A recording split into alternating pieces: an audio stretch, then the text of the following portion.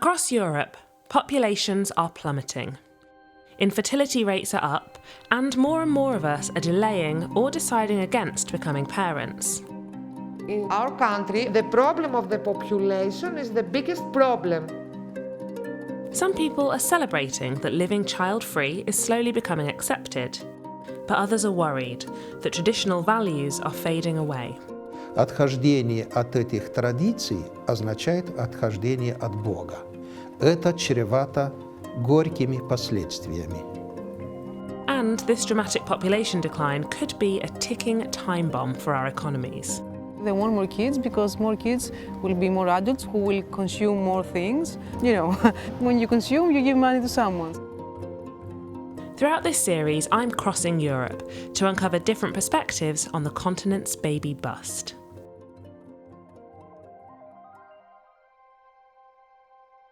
My first stop is Greece, where plunging birth rates have become so critical that the government has resorted to paying people €2,000 for every child that is born. But in the most remote areas, this baby bonus is proving too little, too late. I'm in Arki, one of the Dodecanese islands where only 50 permanent residents remain. And just one child, Christos. I met him at Europe's smallest school. Kalimera. Kalimera. Kalimera, hello. How are you? Very well. Very well. Well, καλά. One student, one teacher only. Amazing. Λοιπόν, πάμε Χρήστο. Γύρισε στη σελίδα 36. How old are you, Christoph? I am 11 years old. years old. There were more inhabitants here, about 100, but they began to leave to Athens, abroad, other islands, Samos, Patmos and other islands. They don't have something to do for work. There is no doctor. It's very difficult with these conditions to live here and to have children, to develop. Everyone lives, and this is not good. Do you know what you would like to do when you are older? Θα ήθελα να φύγω από το νησί. Ήθελα Να. να είμαι δάσκαλος. Και τι κάνεις τώρα, επειδή θα μείνεις έξω και θα πας στην Κούνια, Christos didn't know anything. What there is outside his island.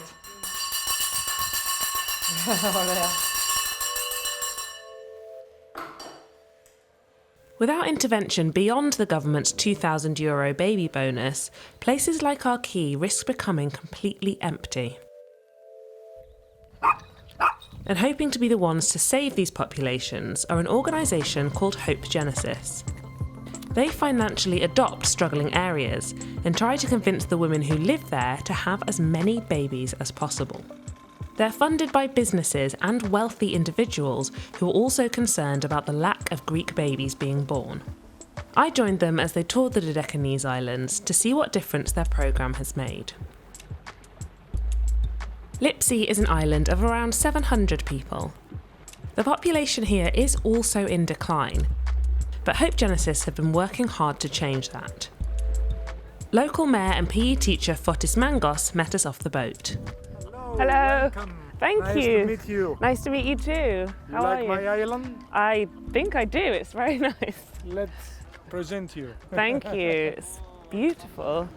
Όταν χαράζει στο Αιγαίο, είναι όμορφα σου λέω, είναι όμορφα σου λέω, άμα χαράζει στο Αιγαίο. What does it mean? That was great. When the sun goes up, the moment, the morning, Sunrise. Is very nice. Okay. Sunrise is very nice. One of the girls from the program is here. Oh yeah? Baby, Can I say hi? Yes, here. Έχουμε και ένα συνεργείο που την ακλεί από την Guardian, που θα πάρει κάποιους ελεύθερους. This is a Hope Genesis baby. Yasus. We're trying to advertise the program and try and convince in a good way women to get into the program and make a decision of having a child. And what do you say to the women to try and convince them to have a baby? Like, are you encouraging or kind of facilitating?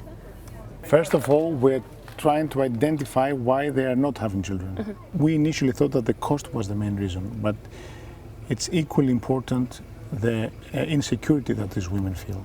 So we're trying to convince them that it's safe for them to get pregnant in these areas. So what was the process of having help to have this baby? Κάθε μήνα από τη στιγμή που έμεινα έγκυος κανόνισε η ηχογέννηση στα ταξίδια δωρεάν, το γιατρό, όλα εκείνος, όλα η ηχογέννηση, μετά πάλι επιστροφή και στη γέννα τα πάντα. Τα γραφειοκρατικά. Ναι, τα πάντα, μέχρι και τη γέννα, μέχρι και τη μέρα που έφυγα, όλα εκείνη. Before you had help, what were some of the reasons why having a baby would have been difficult here? Υπάρχει η ανασφάλεια, γιατί είμαστε λίγο μακριά, δηλαδή αν κάτι σου τύχει δεν είσαι εκείνη την ώρα στο νοσοκομείο κατευθείαν, πρέπει να κάνεις ταξίδι, είναι δύσκολο.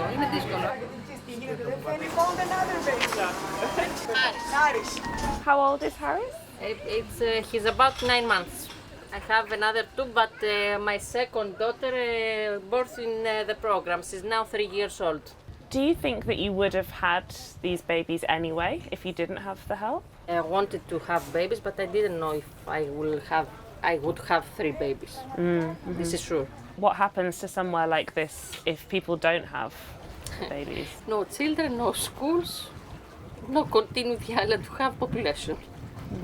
And how does that feel when you imagine it? Because I'm a teacher, I see when I came, the primary school had 60 children. Now it's 40. It's not good. It's something that we have to change. It's not easy to change, of course, but it has to change. I'm leaving these islands and heading across the country to Lefkada, an island in the Ionian Sea. I'm here to get a different perspective on Greece's birth rate crisis and question the ethics of encouraging population growth. I'm meeting Eliza Dimitras, who is an antinatalist. Hi. Hello. Which put literally means she's against birth. Hello. She thinks that population growth is dangerous and immoral because of the destructive impact it's having on the environment. A cat? Okay, goodbye. Thank you. So this is basically the Facebook group, Greek Vegan Environmental Antinatalists. And you set this group up Yeah. yourself, didn't you? I didn't even know at that time that there is antinatal. I didn't know the word antinatalism. The one thing brings the other, you know, social media, you find someone, and I'm like, okay, this is getting big, this is good. So you feel like this is a movement that is growing? Yes. Yeah. But you know, it's still a little bit hard in Greece to speak openly about it. So everyone comes from a village, so when they go to the village, everyone is like, okay, when are you going to have kids? It's like obvious that sometime you're going to have kids in Greece. And when people say, well, we will never have kids, no, you're going to change your mind. So I think it's time that people realize that we are not baby-making machines, you know. As part of her activism, Eliza volunteers at a sanctuary for abandoned animals. She took me with her on one of her shifts. Oh, hello, Gav. Go, Pam. Wow. Go. She shouldn't be here. Oh. I have to call Charlie. Periment. You see her? Oh, it's little top. I suppose. How did she get out? I don't know. I suppose she shouldn't be here. So should I go and put her with the others? She's okay to stay out. She's a good girl. Okay, you're a fugitive. There is a house with cats inside. There is one more cat outside. Shit. I think that Athena made a hole again. There's a different cat out here as well, I think.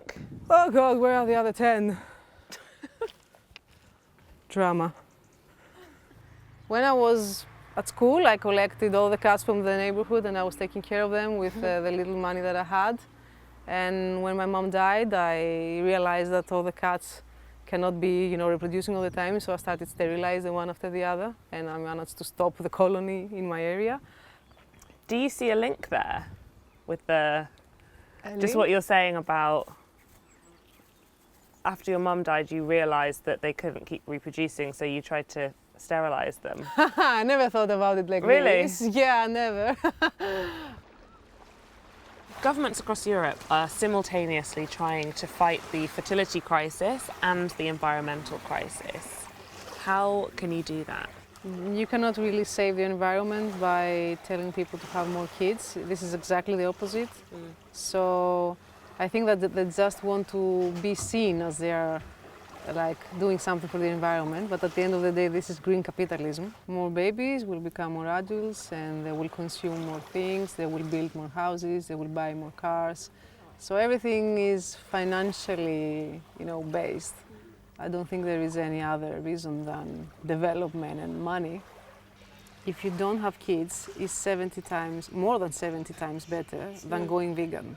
So you really cannot fight at the same time the environmental crisis and fertility crisis. Let's just accept it. I think it's hard for people to accept this because a lot of people really want children. And do you see that it's part of most people's human nature to want that? Of course I understand, and I'm not against parenting.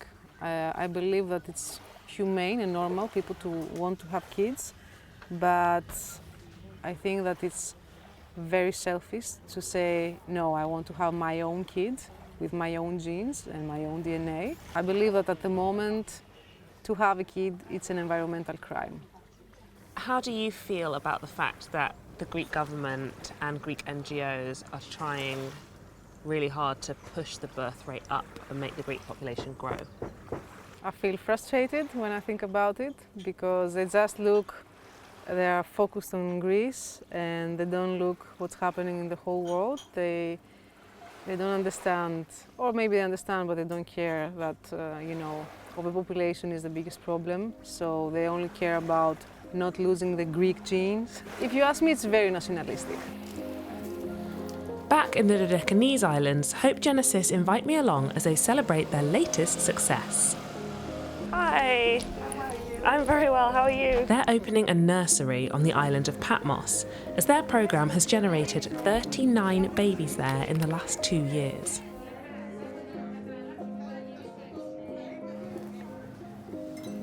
Ευλογητός ο Θεός ημών πάντοτε νικιαεί και εις τους αιώνας των αιώνων. Αμήν. There is a need for these islands to survive. There is economy that can grow through these islands. It is part of our civilization. They have been inhabited for more than 2,500 years from the Greek people. And we feel that this is something that should never be lost. And it has a very long trace. And we are responsible to keep this trace. The modern Greeks. So for you, this is about Greece's history and tradition and legacy, right? Exactly. Is there any way in a moral sense that within the context of the climate crisis it's a weird time to be trying to generate more people rather than fewer? This is something that we cannot stop from happening because there are no policies. So this is something that needs to be addressed on a worldwide level, but has never been actually addressed or even discussed. But what's happening in Greece, both through the government and through Hope Genesis, is the opposite of population control. It's like, let's make more people. It is because the country itself is having problems in that. So Greece, it's a small country, and it's having problems regarding their own population. It's an interesting dilemma where the economy, as it is now, can't function without more people. Exactly. However, the more people there are on the planet, then the planet won't function. Risk. Exactly. Yeah. So there's no answer actually to that.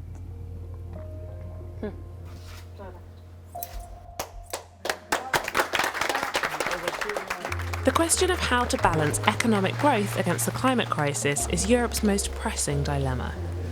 And for Greece, the impact of spiralling local economies and some of the lowest birth rates on the continent makes balancing the two even harder.